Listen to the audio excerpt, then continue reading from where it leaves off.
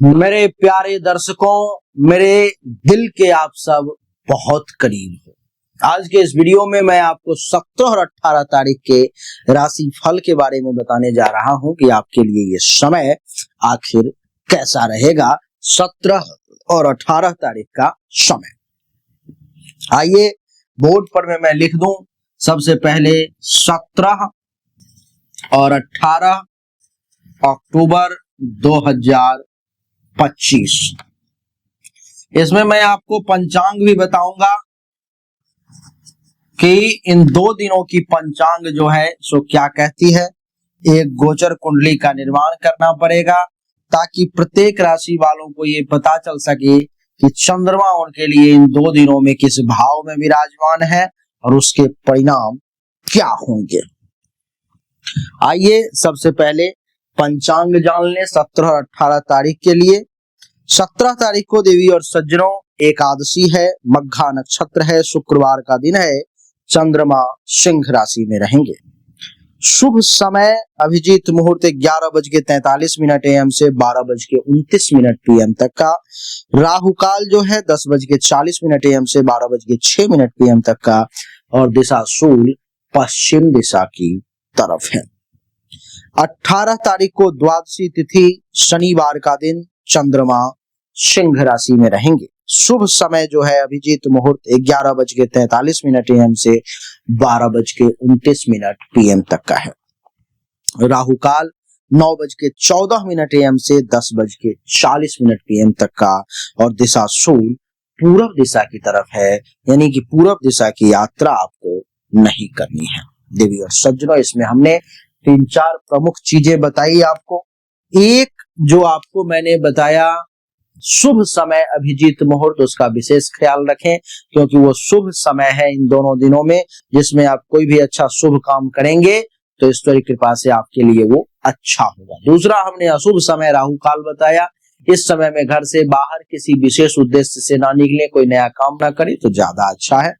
और तीसरा दिशा शूल बताया, जिस दिशा में दिशा शूल है उस दिशा की यात्रा नहीं करें तो ज्यादा अच्छा रहेगा। आइए अब हम लोग चर्चा को आरंभ करें, जानने की कोशिश करें कि किस राशि वालों के लिए आखिर समय कैसा रहने वाला है। सबसे पहले चर्चा मेष राशि की। मेष राशि वालों के लिए कुंडली के पंचम भाव में है चंद्रमा। कुंडली के पंचम भाव में चंद्रमा ये दर्शाता है कि प्रेम संबंधों में निकटता बढ़ने जा रही है। शिक्षा और बुद्धि में उन्नति के योग देख रहा हूं।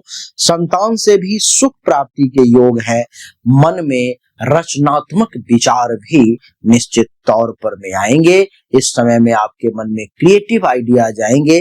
संतान के प्रगति से आप काफी प्रसन्न रहेंगे। मेष के बाद बारी आती है वृषभ राशि की। वृषभ राशि वालों के लिए कुंडली के चतुर्थ भाव में चंद्रमा का प्रवेश है। कुंडली के चतुर्थ भाव में चंद्रमा ये दर्शाता है कि मन थोड़ा घरेलू मामलों में उलझ सकता है। वाहन या संपत्ति से संबंधित विचार आपके मन में आ सकते हैं। घर परिवार में शांति का माहौल रहेगा। माता का आशीर्वाद और सहयोग दोनों ही आपको इस समय में प्राप्त होगा। तीसरा बारी आती है मिथुन राशि की। मिथुन राशि वालों के लिए कुंडली के तृतीय भाव में चंद्रमा का प्रवेश है, जो ये दर्शाता है कि मीडिया से जुड़े लोगों को इस समय में ज्यादा लाभ मिलेगा। पढ़ाई लिखाई से जुड़े हुए लोगों को ज्यादा फायदा होगा। कला से जुड़े हुए लोगों को बहुत फायदा होगा। यात्रा की संभावना दिखाई दे रही है। आपको इस समय में ट्रैवलिंग जो है करनी पड़ेगी। छोटे भाई बहनों से मेल जोल रहेगा। साहस और आत्मविश्वास में वृद्धि के योग देख रहा हूं मैं। मिथुन के बाद बात करूंगा कर्क राशि की। कर्क राशि वालों के लिए कुंडली के दूसरे भाव में है चंद्रमा, जो ये दर्शाता है कि खाने पीने में आपकी रुचि अधिक जागृत होगी। धन लाभ या खर्च दोनों की संभावना इस समय में मैं देख रहा हूं। आपकी वाणी काफी मधुर हो जाएगी। परिवार में प्रेम बना रहेगा। सब लोग एक दूसरे के प्रति विश्वास करेंगे। कर्क के बाद बारी आती है सिंह राशि की। सिंह राशि वालों के लिए कुंडली के प्रथम भाव में है चंद्रमा, जो ये दर्शाता है कि भावनात्मक निर्णय लेने से बचें। गुस्से में कोई निर्णय ना लें। बहुत ज्यादा प्रसन्न होकर कोई निर्णय ना लें, अच्छा रहेगा। स्वास्थ्य पर में ध्यान दें। थोड़ी बेचैनी भी आपको परेशान कर सकती है। नए काम शुरू करने का उत्साह जागृत आपके मन में हो सकता है। मन प्रसन्न रहेगा और आकर्षण भी बढ़ता हुआ मैं देख पा रहा हूं सिंह राशि वालों। सिंह राशि वालों के लिए प्रथम भाव में है चंद्रमा, तो आपके तन में चुस्ती और फुर्ती देने का काम करेंगे, तन को मजबूत करने का प्रयास करेंगे। किसी प्रकार की कोई हेल्थ वाइज इशू है, स्वास्थ्य से संबंधित परेशानी है, तो सिंह राशि वालों को ये चंद्रमा जो है उस समस्या से बाहर निकालने का काम कर सकता है। विवेक का भी सहारा मिलेगा। इस समय में सबसे बड़ी बात कि शील स्वभाव चरित्र भी आपका बहुत अच्छा रहेगा। सिंह के बाद बारी आती है कन्या राशि की। कन्या राशि वालों के लिए कुंडली के द्वादश भाव में है चंद्रमा, जो ये दर्शाता है कि अनावश्यक खर्च इस समय में घटित होंगे, नींद कम हो सकती है। विदेश से जुड़ा कार्य जो है सो लाभकारी साबित हो सकता है। ध्यान और आध्यात्मिक प्रवृत्ति में आपकी रुचि इस समय में कन्या राशि वाले जागृत होंगे। कन्या के बाद बारी आती है तुला राशि की।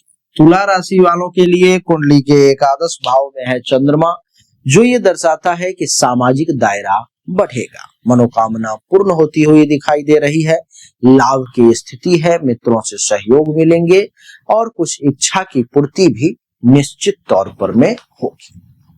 तुला के बाद बारी आती है वृश्चिक राशि की। वृश्चिक राशि वालों के लिए कुंडली के दसम भाव में विराजमान है चंद्रमा, जो ये दर्शा रहा है कि कैरियर से जुड़े कुछ निर्णय आप ले सकते हो। बॉस या वरिष्ठों का सहयोग आपको प्राप्त हो सकता है। पद प्रतिष्ठा में भी वृद्धि के योग हैं। कार्य क्षेत्र में सम्मान की भी प्राप्ति आपको निश्चित तौर पर मिलेगी। वृश्चिक के बाद बात करेंगे धनु राशि की। धनु राशि वालों के लिए कुंडली के नवम भाव में बैठा हुआ है चंद्रमा, जो ये दर्शाता है कि गुरु का सहयोग मिलेगा, पिता का आशीर्वाद प्राप्त होगा, यात्रा या तीर्थ के अवसर भी आपको मिल सकते हैं, धार्मिक प्रवृत्तियां बनी रहेगी और भाग्य का भी साथ मिलेगा। धनु के बाद बात करूंगा मकर राशि। मकर राशि वालों के लिए अष्टम भाव में विराजमान है चंद्रमा, जो ये दर्शाता है कि आध्यात्मिक या तांत्रिक रुचि आपकी बढ़ सकती है। गुप्त चिंताएं आपको परेशान कर सकती है। अचानक खर्च आपको परेशान कर सकता है। मानसिक अस्थिरता के कारण थोड़ी सी परेशानी आपके मन में समा सकती है। मकर के बाद राशि चक्र की एकादश राशि कुंभ। कुंभ राशि वालों के लिए कुंडली के सप्तम भाव में है चंद्रमा, जो ये दर्शाता है कि विपरीत लिंग से आकर्षण होगा।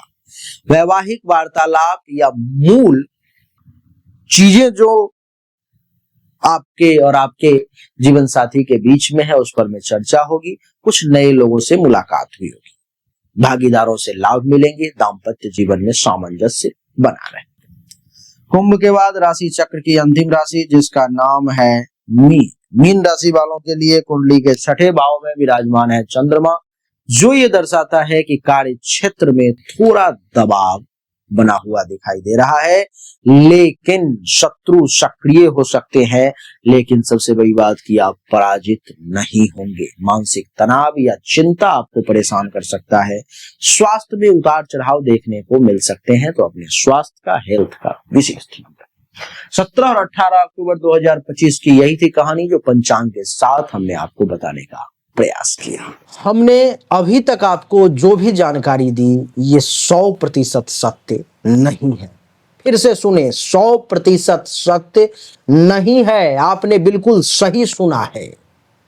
ऐसा मैं क्यों कह रहा हूं? क्योंकि अभी तक जो हमने आपको बताया ये एक सामान्य राशिफल है, विशेष नहीं है।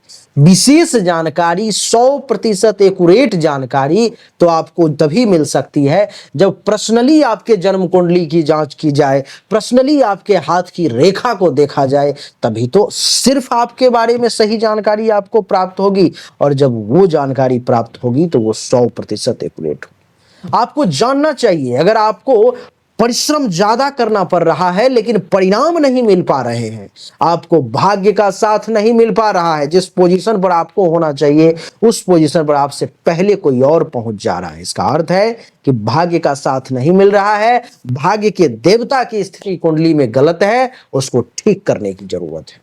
दूसरा, अगर आप बहुत परिश्रम कर रहे हो, आमदनी के कई सोर्स को तलाशने की कोशिश कर रहे हो, लेकिन आमदनी बहुत ज्यादा कर नहीं पा रहे हो जितनी इच्छा है, जितनी कोशिश है, तो चेक करने की जरूरत है कि आमदनी के जो देवता हैं उनकी क्या स्थिति है कुंडली में, आखिर आमदनी क्यों नहीं बढ़ पा रही।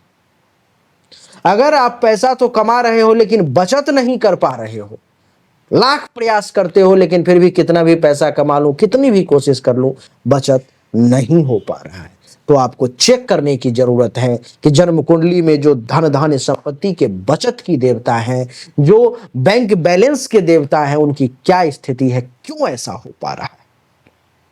लेकिन इन सब को चेक करने के लिए पर्सनल आपकी जन्म कुंडली की जांच करनी पड़ेगी, तभी जाकर के वो पता लग पाएगा।